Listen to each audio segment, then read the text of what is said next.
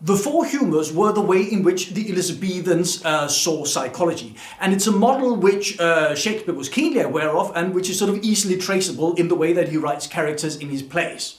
Now, the idea was that every personality is made up by a certain mixture, an individual mixture of four different humours. And these four humours were called sanguine, choleric, melancholy and phlegmatic. And the idea was that everyone possesses a certain amount of each of these, but the mix defines you as a person. And the one humour that you have most of, your dominant humour, so to speak, is the one which sort of defines your main personal characteristic. And this is okay. As long as there is a certain balance between these four, that's fine. But you can have an excess. If you have too much of one of these humours, the bad characteristics, the bad personality traits from the humour will start emerging, and you will become a bad person or a faulty person by having an excess of one of these. Right. Now, the first humour is sanguine. And if you're sanguine, you are joyful, you are optimistic, you're extrovert, you like to be the center of attention, you're charming, possibly charismatic, and sociable. Mercutio from Romeo and Juliet is sort of a classic example of someone who is sanguine. So that sounds very nice, but as I said in the beginning, you can have too much of each humour. And if you become too sanguine, if there's a lack of balance and there's too much, then you become reckless, you become too optimistic, you start not seeing the dangers for what they are, which can become a real problem, especially if you're someone in power with the responsibility for other people. Then recklessness can have some very, very severe consequences. So lively, joyful, optimistic, but if it's too much, you become reckless and a liability. The second one, choleric, is the leadership humour, if you will. Choleric people are ambitious, they are driven, they make quick decisions, they're dominant, they're good at planning, good at arranging, and they are sort of the natural person to take the steering wheel in different situations. So many leaders fall into the category of being choleric. However, you can of course become too choleric, and if you become too choleric, this leadership thing becomes dictatorial. You become aggressive, violent, hot-headed, etc. So if you have an excess of the choleric humour, you become aggressive.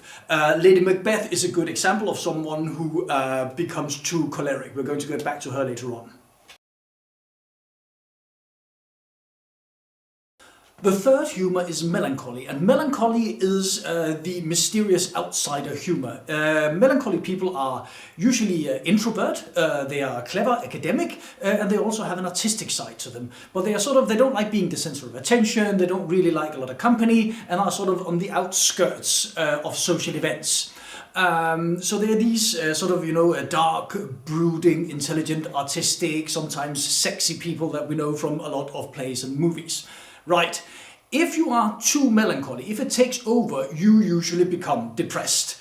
So an excess of melancholy means depression, which tends to leave you in a situation where you can't actually act the way you're supposed to. Hamlet is an excellent example, a classic example of a melancholy tragic hero, because what happens is that he's supposed to be doing something about the whole situation, but he can't because of his excess of melancholia, and depression renders him unable to act.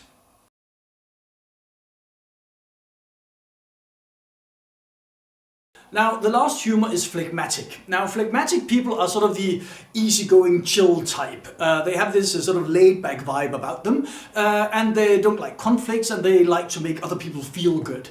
And they also like to stop other people's conflicts. Benvolio from Romeo and Juliet is a classic example, and his name literally means peacemaker. Now, but this phlegmatic can of course also become too much, and if you're too phlegmatic, this easygoing laid-back thing becomes lazy, and it becomes hedonism, which basically means that they start enjoying the good things in life a bit too much, getting too drunk too much of the time, and generally just distancing themselves from society by falling into a big pit of beer and wine. Shakespeare used this idea of the four humours extensively when he wrote characters, which means that when you analyse Shakespeare characters, it makes really good sense to try to figure out where they fit into this schematic. So what you look for is, of course, the dominant humour. And once you've found the dominant humour for a character, you can start potentially looking for the other humours as well. But the dominant one is, of course, the important one. Now, as I said, Shakespeare uses this a lot because they believed in it back then. I'm going to get back to that later on. But you also have to realize that this is a very potent tool for playwrights to make interesting character galleries. Because if you want diverse people in your play, then you just, well, I want a choleric, and then I want someone who's melancholy, and so forth. And sometimes you almost get this boy band vibe when you start analyzing the characters. And if we look at Romeo and Juliet, we already touched upon how Mercutio is sanguine and Benvolio is phlegmatic. Then we have Romeo, who's of course melancholy, and then we have Tybalt, who wants to fight all the time, so he's of course choleric. So they sort of fit in, and this is actually something which is still being used extensively when they write manuscript for both plays and movies. Not because they believe in it, but because it's an easy way to start differentiating between different character types. It makes good sense, dramatically speaking.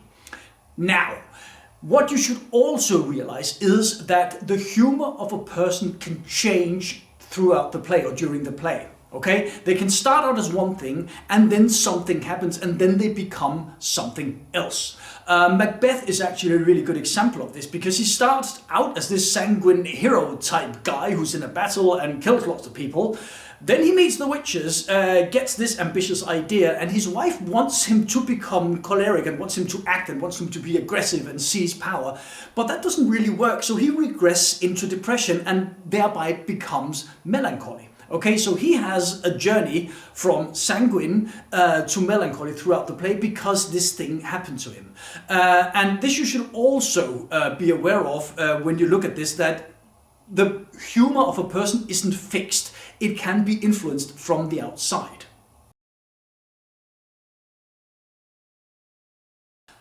When you go about analyzing Shakespeare characters according to the four humours, it's important to know that there are certain language cues that you can look for.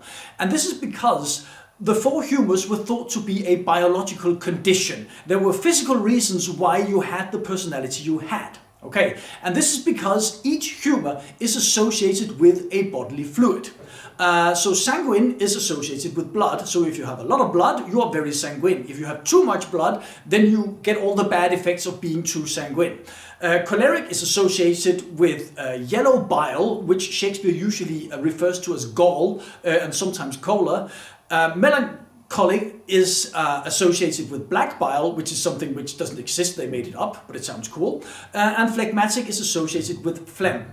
And for that reason, Shakespeare makes characters refer to these bodily fluids in order to talk about what kind of personality and mood we are talking about. Okay, one example is actually Lady Macbeth. When Macbeth doesn't become choleric as he's supposed to be if he's going to kill the king and take over Scotland, she asks demonic forces to be made choleric, and one of the things she says is, let them take my milk for gall. Okay, so make me choleric, make me aggressive, make me violent. That's what she's saying. So those are what you should be looking for. Now this system is extremely big. Each humour is also associated with an intestine, which is associated with a season, which are associated with a planet, which of course is why the planets can then influence our mood, because the planets are influencing the intestines, which are influencing our bodily fluids and decide how we feel and what our personalities are and so forth. Okay, so this is a whole system, but this is how it works.